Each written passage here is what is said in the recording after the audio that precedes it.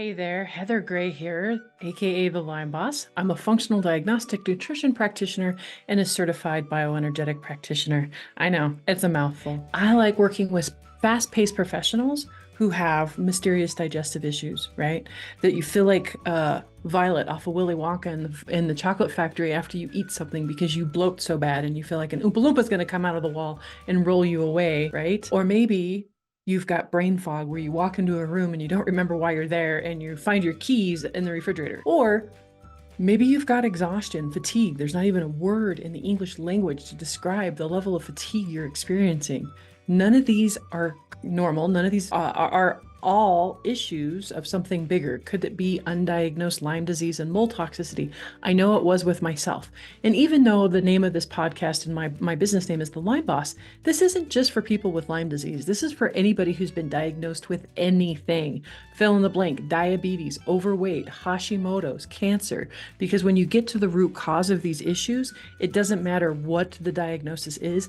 These root cause factors can be helped with every single one of the guests that I have on my show. You could learn something from every single one of these guests on my show. And today's guest is no different. But before we get into that, a quick disclaimer, right? Like, I am not a licensed doctor. Do not take advice from this show without talking to somebody licensed, experienced first. You cannot hold us liable, as these are the opinions expressed on this show, not necessarily based in health facts. So just make sure that if you do hear something, you want to follow through with it, that you're, covering your butt and talking to your provider, and you can't come back and sue me and say, I heard it on your show, because I'm going to say, nope, there's a disclaimer. So but now we can move forward now that legal mumbo jumbo is over. So on to our guest. Our amazing special guest today, I can't wait, is personal friend and just an incredible, inspiring practitioner, Dr. Evan Hirsch today. Welcome, Dr. Evan. Yay. Thanks so Thank much you for so having me much on, for Heather. joining us. Yes, absolutely. The energy MD method, like, who's not wanting more energy these days, right? Raise your hand. But I have you on because I originally heard you speak before on long COVID, and it was a topic that not a lot of people were speaking about back then when you did it.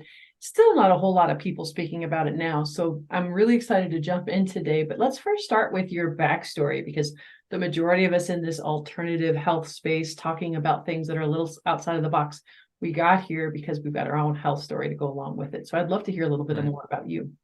Sure.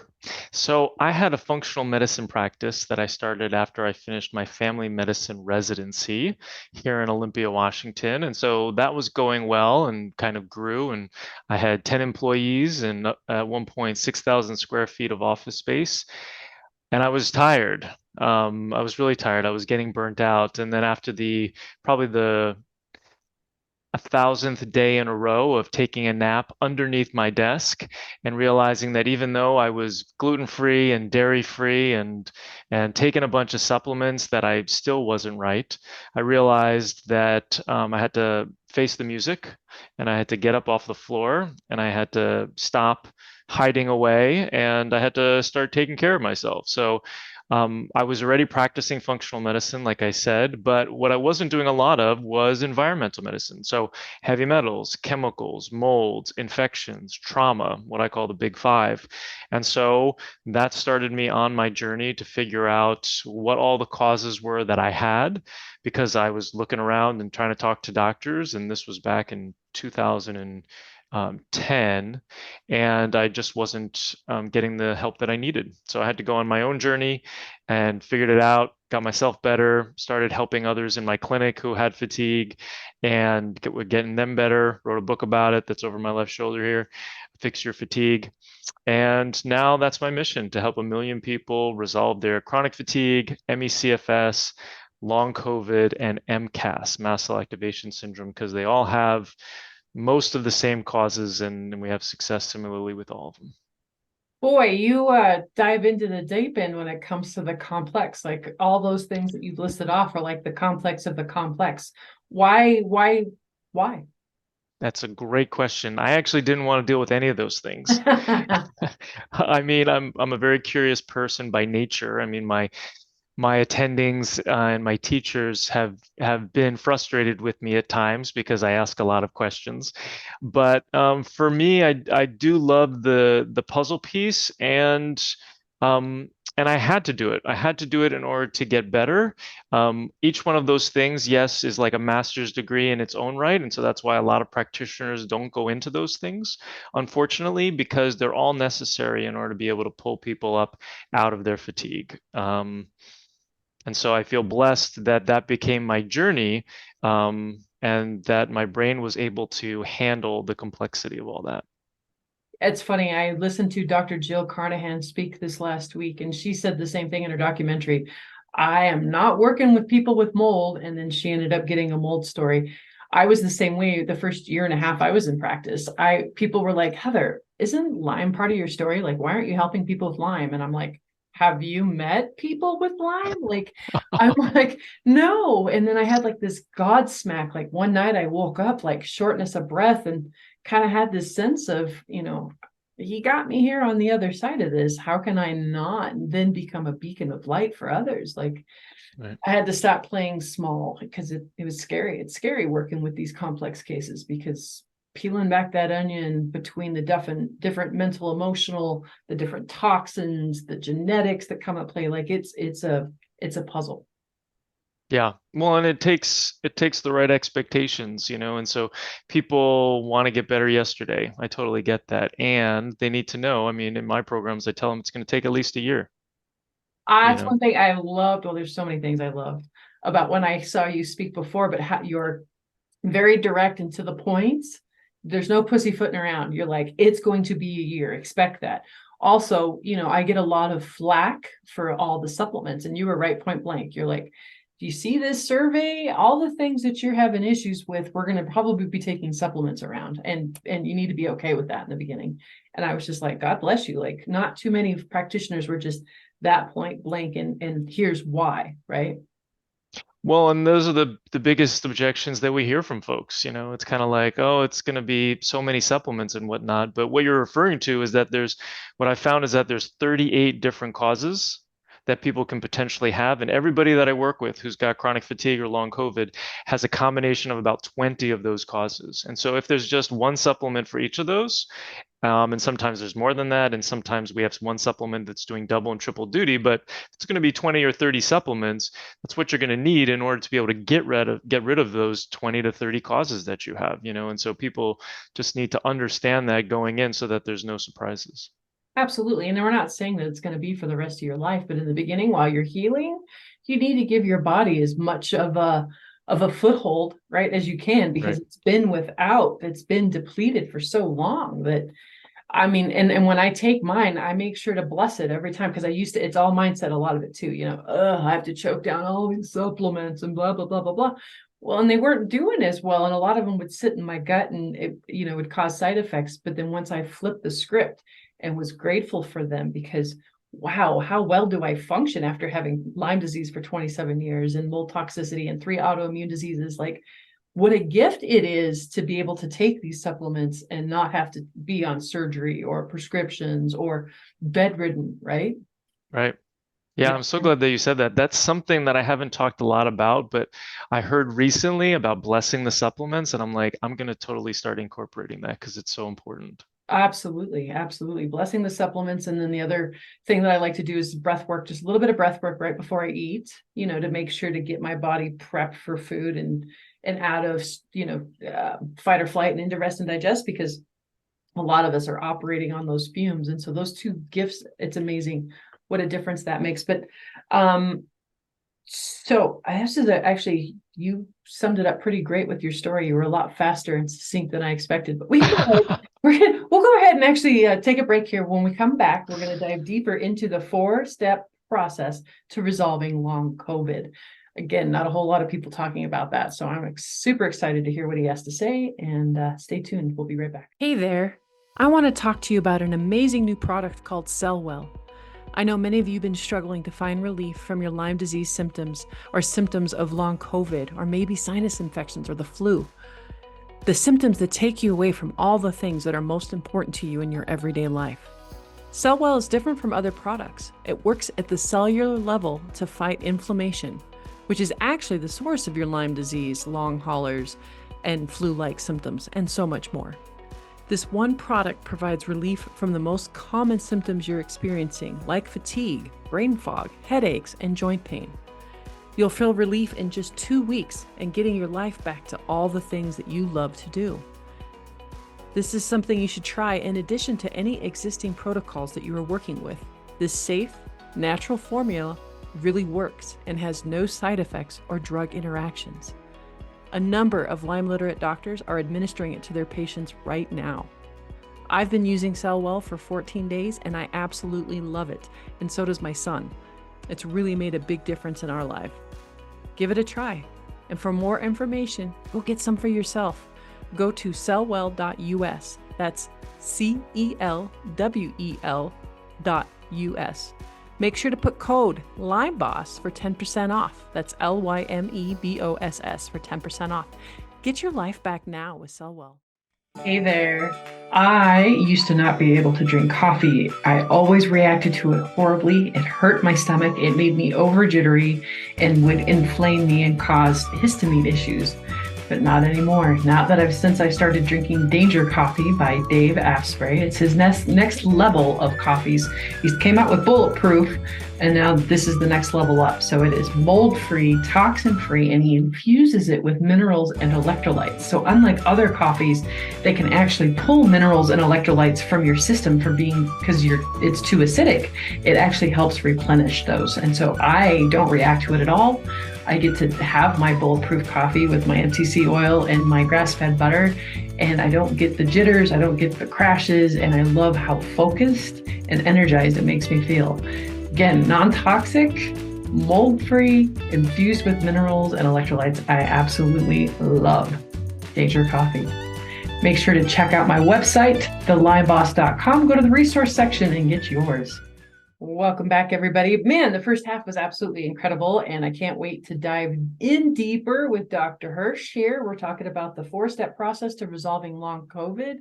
So why, again, we're talking about how you like diving into the complex cases. Why talking about COVID? Like, talk about not only complex, but controversial.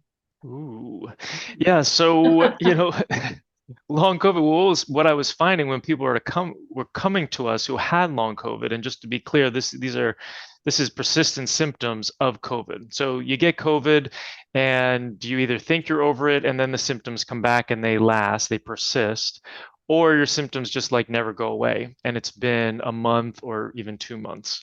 There's still some debate about whether or not it's longer than a month that becomes long COVID, or PASC, P-A-S-C, post-acute sequelae to SARS-CoV-2. That's the official name, but everybody just prefers COVID or long haul COVID or something like that. I like to call it the Rona. The Rona's a good one. But the difference between that and me working with my chronic fatigue ME/CFS folks is really just that infection. The reality is that they have all the other causes as well. So there's a reason why people get long COVID and other people don't. And it's because the stage was already set. The immune system was already dysfunctional, allowing the COVID to go deeper into the system. So this means that the people who have long COVID already had heavy metals, chemicals, molds, infections, and trauma. And then this was just another infection that was put as the straw that broke the camel's back, where all of a sudden it started causing a problem in these persistent symptoms. Yeah, I had a guy also look into my genetics, and I still don't know which set of the genes because that's a little outside of my scope. But he basically told me, it was funny. It was like 2 weeks before I actually got COVID the first time. He said, when you get COVID, you're going to get your ass kicked because I lacked some sort of gene to be able to detox it properly. And he kind of gave me a list of supplements. And even when I did get it, like that list of supplements, I didn't feel like anything helped. Like I just got my ass kicked for 2 weeks. And then and then dealt with about 2 to 3 months of kind of long COVID type symptoms. Why do you call it long COVID over long haulers, or is that just a preference? Same thing, right? Same thing. Yeah. Okay. Well, I think because you could have long haulers from something else. I mean, generally, we've been calling this long haulers, but long haul could be from any particular infection, that's persisted, or any particular syndrome that's persisted. So I think I'll call it whatever people want me to call it, but I think long COVID is a little bit more clear. I was doing long haulers initially because we weren't allowed to use the C word. Right. It wasn't recommended to use the C word. And now I think everybody's talking about it, from business to, I don't know, whatever, it's been affecting everything. They'll call it the pandemic, or they'll say COVID or whatever, so I think it's more acceptable now to use Isn't it. that crazy in this day and age, the type of censoring that we're having? Like we can't say the C word. Right. Crazy. Yeah, it's That's another ridiculous. C word. But yeah, let's dive in a little deeper. So tell us more about the straw that broke the camel's back and some of the other things that you're kind of seeing that's going along, like reactivation of Lyme disease and other viruses and that sort of thing. Absolutely. So, and what we're seeing too, so it's interesting that you were talking about your episode of COVID and how hard it was for you, because sometimes there is some research to support that if you have 5 or more mild symptoms of COVID, that you're more likely to get long COVID. Mm. And when you have mild symptoms, generally the idea is that the immune system is not able to get rid of the infection. So when you think about flu symptoms that people have, it's actually an indirect response to the infection. So if you get the flu, or you get COVID, or you get a regular cold, the symptoms that you get, runny nose, cough, headache, fever, whatever it is the immune system and the body trying to get rid of this infection. Okay? So if you don't get any symptoms, then that means that the immune system is sleeping, and oftentimes that infection can get in the body and get in deeper. And then the immune system wakes up and is like, what's going on over here? Oh, I missed that thing. I have to start going after it. And then you get inflammation, which is basically just the immune system reacting to something, in this case, COVID, in the body in a particular area. So all of a sudden you start to get foot pain, or you start to get muscle cramps, or you start to sweat all the time, or you get headaches now. And all that is because the COVID is in those compartments, those different parts of the body, and the immune system is trying to get rid of it and causing inflammation, which is the pain and dysfunction. Totally makes sense. So, I'm not sure I yeah, answered your question. no, but I was just still trying to get back to let's talk about the processes of resolving long COVID, right? No, that was beautiful on tipping us up to who might get long COVID, who's more susceptible to it than others. So that was great to know. And then yeah, let's get back to the process to resolving it, and then also unraveling the reactivation of a lot of Lyme and a lot of other viruses. Okay. And so, first thing I want to touch on is that we're looking at, it's about 35% of people who get COVID end up with persistent symptoms of COVID and end up going into long COVID. So that's about 1 in every 3 people. So that's a really huge number. And a lot of it is because of all these toxins that are already living in people. So the first step in the 4-step process is to figure out the causes that people have. Now, the list is, like I said, about 38 different causes that we're looking at. I break them into deficiencies and toxicities. Deficiencies are things that are not in the body that are supposed to be. These are deficiencies of hormones like adrenals and thyroid and sex hormones, deficiencies in nutrients, vitamins, and minerals, mitochondrial dysfunction, lifestyle habits I kind of put in here, where not enough sleep, not enough good food, and not enough good water, not enough movement, um, and neurotransmitter deficiencies. So those are kind of like all the deficiencies. And then the toxicities are some of these things I've mentioned already: the heavy metals, the chemicals, the molds, the infections, the trauma, the allergy, the negative emotional patterns, which is also I put in there with the trauma as well. So figuring out which of these you have can be a little bit challenging and a little bit overwhelming. People are like, oh my gosh, 38 things. I think I'm going to shut off this podcast. But don't shut off the bus. I'll tell you that it is actually relatively simple once you know what you're doing, and that actually 75% of these causes can be determined by your symptoms alone. So you don't have to spend thousands and thousands of dollars on a lot of these different tests. And we'll talk a little bit more about why in a minute. But then the 25% of those causes that you do need lab tests, which are the heavy metals, the chemicals, and the molds, that's where you should be spending your money. Absolutely. So So that's the first thing, is to figure out the causes that somebody has. Because if you don't know what causes you have, then you cannot fix them. You do not know you have Borrelia, Bartonella, and Babesia, and you think you just have Lyme because that's what your doctor told you because they did a Western blot test and or an ELISA test, and they said, well, it looks like you've got Borrelia, so you've got Lyme, but I got nothing for you, so sorry about your luck. But they didn't tell you anything about any of these other things. Then it's not going to do you any good and you're not going to know how to proceed. 100%. Amen. All right, cool. So that's number one. What's number two? Number two, and then just remind me to, we'll talk about the labs for Lyme too. Oh, actually, yeah. Why don't we go You ahead want and me to do do that that first? first? Yeah, yeah, Okay. yeah. Yeah. So then in terms of assessment, so you can actually, even the CDC, the Centers for Disease Control in Atlanta, say that Lyme and its co-infections are a clinical diagnosis.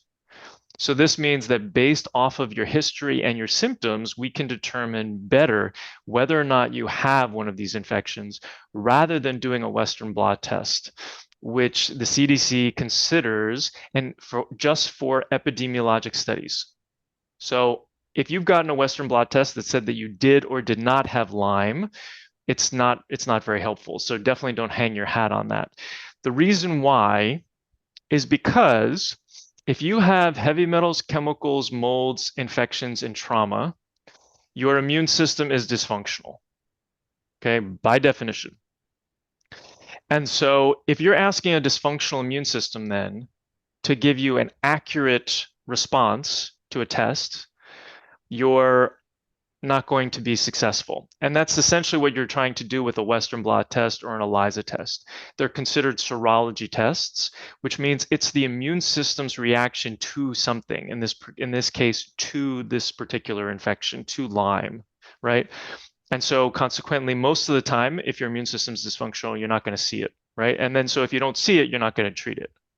So in terms of, let's just go into a couple of symptoms. So you can't have Lyme unless you have two symptoms. And so this is Borrelia. You have to have symptoms that either move around the body. So that's nerve pain, muscle pain, joint pain. It has to move around the body and it has to come and go, which basically means that days or moments will be better than others. What were we going Isn't to say? that crazy? From what I heard, there was only like 6 diseases in the whole disease catalog that actually has migrating pain as one of the Right. symptoms. So how amazing that it's not in your head. You're not a hypochondriac, right? If you've got migrating pain, that should be a very big clue. Flag on the play, right? You could have Lyme disease. Absolutely. And if you go to your doctor and they say, well, no, you've got rheumatoid arthritis or no, you have MS, those are diagnoses Fibromyalgia. or fibromyalgia. Those are diagnoses. They're not causes, right? So they're not going to do you any good in terms of what's underlying things. What's the root cause? What's under everything, right? So that's Borrelia. And then so Bartonella will cause pain on the bottom of the feet, muscle cramps, usually in the calves, usually at night, hard time sleeping, some mood stuff, so anxiety or depression typically. There's usually some thyroid issues. There can be stretch marks where you're like, where did that come from? I didn't have any sort of weight fluctuations. So those are kind of the big ones with the pain on the bottom of the feet. And it could just be tenderness on the bottom of the feet, but oftentimes it's misdiagnosed as plantar fasciitis. Oh, and then there's the muscle pain, which can be misdiagnosed as fibromyalgia. But if you have the pain on the bottom of the feet, the muscle cramps in the calves, And and night then sweats. the hard time sleeping, I would say that those are kind of the biggest ones that I see. Yeah. The night sweats I actually see more with Babesia. So if we go to Really? Babesia, another Lyme co-infection, Okay. these people always run hot. Oh, that's the other thing about Bartonella is they run cold. Ah, With Babesia, people run hot and they oftentimes they have spontaneous sweats, whether during the day or at night. They usually have awful sleep, much worse than Bartonella, and they have awful mood stuff. So oftentimes it's anxiety to the point of panic attacks, it's the depression to the point of suicidal thoughts, and then they also will have shortness of breath or they'll have some sort of lung issue. And you don't have to have all those symptoms. You just have to have a couple in order to be suspicious. And then we use herbs. Everything that I do is herbs. We don't prescribe anything anymore. And we'll treat with specific herbs that are appropriate for a particular infection in order to confirm or deny whether or not they had that infection. Absolutely incredible. So that was, yeah, Lyme. That was one. So we bring up Lyme because there's been a lot of reactivation of Lyme and other viruses due to COVID. What is the mechanism around that? Yep, great question. So the question is kind of, which is the cause and which came first? So the study that was done on Epstein-Barr that said there was, 78% of people had reactivation of Epstein-Barr when they had long COVID. I would say that they probably already had Epstein-Barr, but they weren't necessarily tested. These weren't before and after testing, but they probably had the Epstein-Barr and it wasn't that big of a deal. And then they got long COVID, and then maybe those symptoms are from COVID, and maybe those symptoms are from that particular infection, like Epstein-Barr. So that's really the big question: is that sometimes all those symptoms that I just mentioned for the different Lyme co-infections, sometimes the COVID can cause those. COVID can get into those different compartments, cause inflammation if it's in the bottom of the feet or whatever.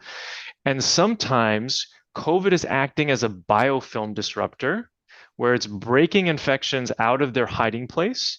And then it's the Babesia, the Bartonella, the Lyme, the Epstein-Barr that is causing those symptoms. So that's generally what I'm seeing with the reactivation, is that it's usually breaking up the biofilm, or it's just triggering the immune system to be inflammatory once again. And the more inflamed an immune system is, the more it reacts to everything. Because oftentimes, if you're feeling better, and we all go through kind of peaks and valleys, people would report, I had something in my 20s or something in my teens where I was down for a couple of months. Maybe it was mono, maybe it wasn't, but the body acclimates. And then all of a sudden, it's kind of like COVID comes in and says to the immune system, hey, check out all these guys you got in here that you've got to address.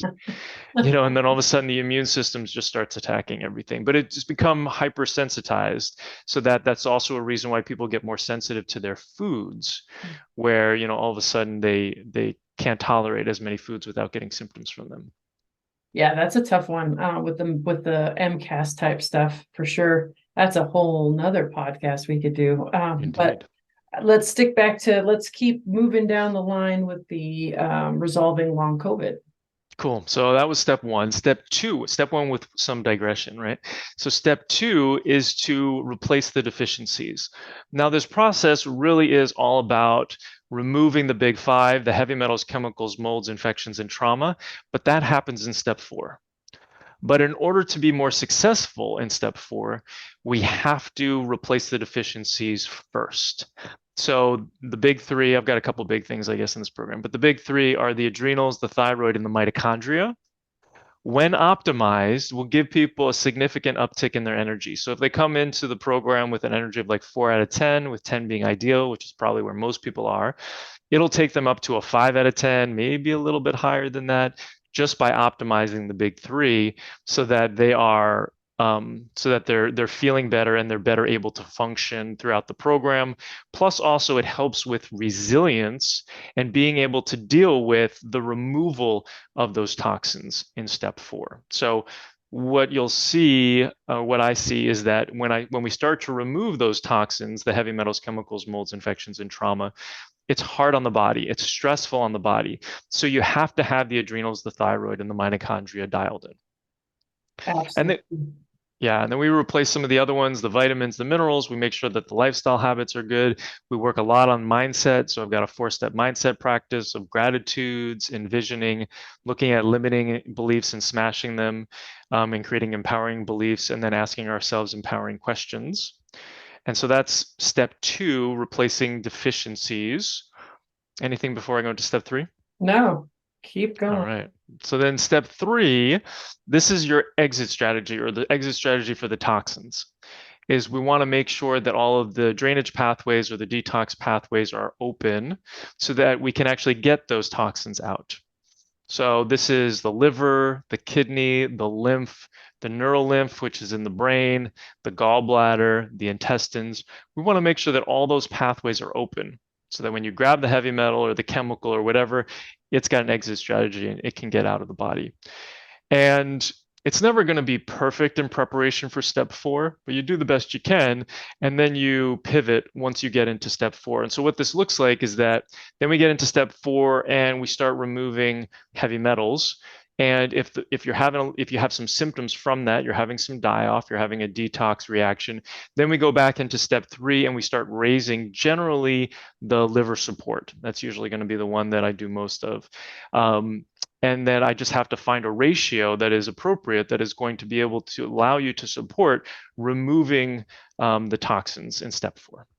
That's incredible. It's such an important step, and I'm glad that you're bringing it up because, I mean, even from personal experience, you know, after having Lyme disease for 27 years, and then of course going to see, which I thought, you know, he was a DO, so I thought it would be a little bit more on the holistic side, but no, he just threw napalm at my body. He didn't ask me if I was pooping daily, which, by the way, back then I wasn't. You know, so what do you think's going to happen when you go to war with somebody's body who is extremely deficient after 27 years of being undiagnosed and is not, I didn't sweat back then either. So I wasn't sweating, I wasn't detoxing, and I did not have movement in my day. So what do you think happened to me, right? I thought I was going to die. I literally thought they were trying to kill me. And it's funny, to this day, when I run into that doctor, he's out of Denver, I don't know whether to hug him or to punch him in the face, because one, I thought he was trying to kill me, but his ignorance led me to become an FDN, right? That's where the flag went up and went, if I'm going to get better, I got to do this a different way. I can't go down this path with this guy because I'm going to die. So yeah, it's always one of those bittersweet moments, but thank you for bringing that up. I appreciate it. So yeah, let's jump into number 4. So number 4 is getting rid of the heavy metals, chemicals, molds, and infections. And trauma. Now, generally will take about 6 to 12 months and beyond for each one of these things. And so it's not a question of if you have these different causes, it's a question of how much you have, because you're not going to be in the place where you are is if you didn't have these things. And so we go through a process of, you know, I want a slow trickle. So if you envision your body as kind of like a rain barrel, what I want to do is I want to drill a hole in the bottom and let the toxins trickle out. The other image that I give people sometimes is this funnel. And the amount that we can get out of the body is the amount we can dump in, and the amount that you have. This is like step 3, the exit strategy down here. Otherwise, as you're dumping in the toxins, they overflow and you get a die-off reaction. So there's constantly pivots in this step 4 process, and this is when you really want to have somebody you're holding your hand along the way, like I know Heather does so well, is so that you can reach out and you can make sure that you get support whenever you're struggling, and then so you can balance out whatever you're doing. So, and we're addressing all of these things at the same time, because what's actually happening is they all kind of feed off of each other. They're like this toxic matrix, this ball. If you're watching this on YouTube or wherever, there's like a ball where all these toxins are combined. And when you start to remove one of them, it opens up the ball and it releases others. So if you're going to just like go after Lyme, you're also going to be releasing heavy metals, chemicals, and molds. And you don't have binders on boards or chelators on board. You're not going to be able to remove those in an expeditious fashion, and you're going to feel worse, and they're going to get redeposited in different parts of the body.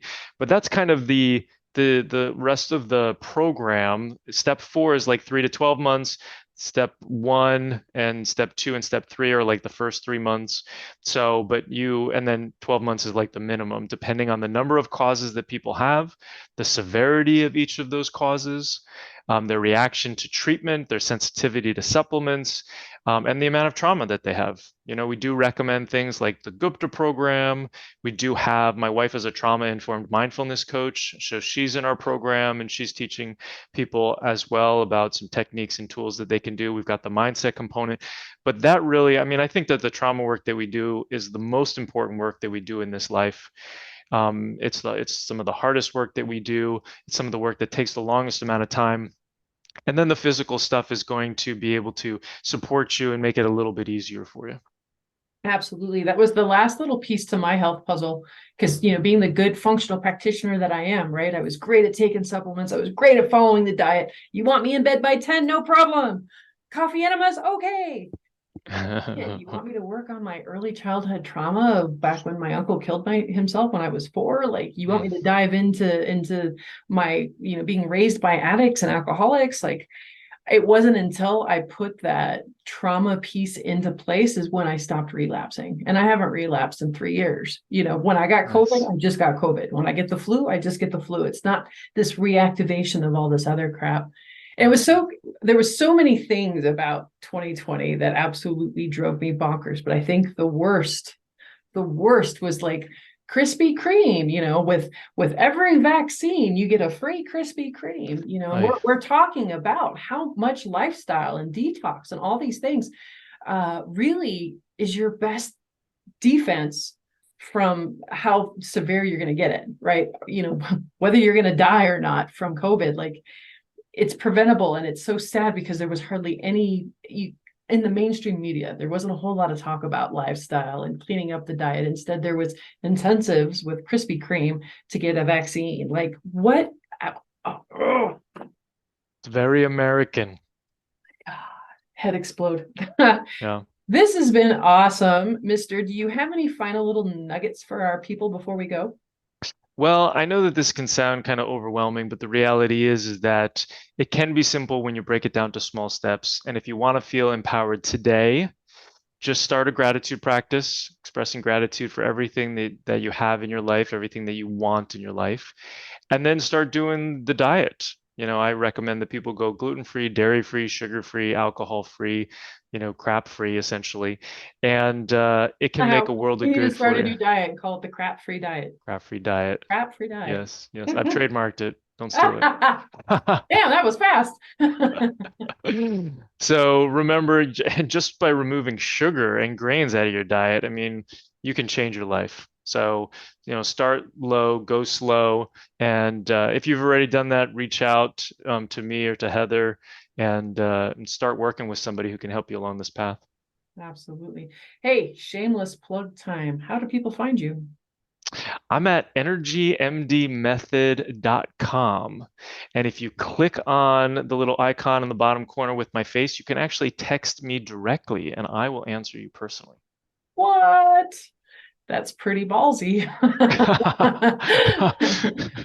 Also, make sure to check out thelymeboss.com. Get your free Real Cooking for Real Life video series, because as we kept talking how important diet is, and that's where a lot of people get hung up, is I don't know what to eat and I don't know how to cook.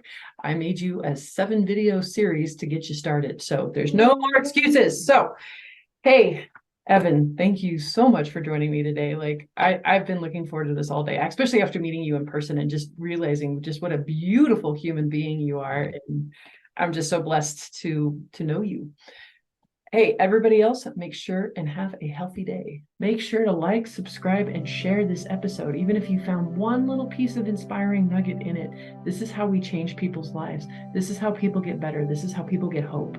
So please make sure that you are liking, sharing, and subscribing. Stay tuned for the next episode. You're not going to want to miss it. And while you're at it, head to my website, thelymeboss.com, and make sure you download your free video series, Real Cooking for Real Life. Learn amazing, delicious meals in 20 minutes or less. Learn why and how we cook certain things that are toxin-free, free of contaminants, and how to get a delicious, healthy meal under 20 minutes. You're not going to want to miss out. That's thelymeboss.com.